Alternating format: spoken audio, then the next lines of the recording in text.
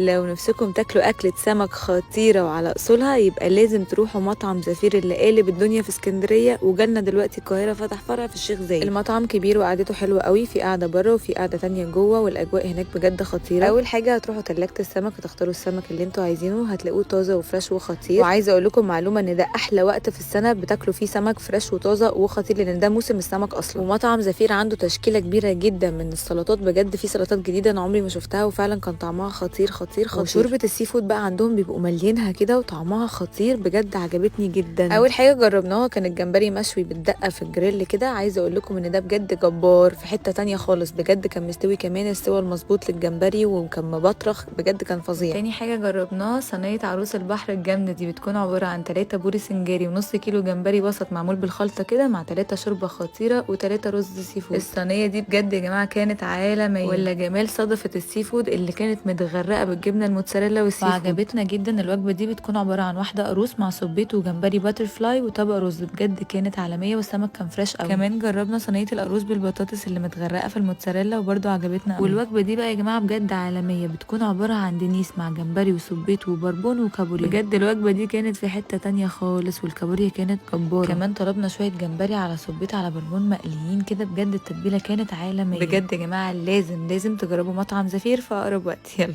باي باي.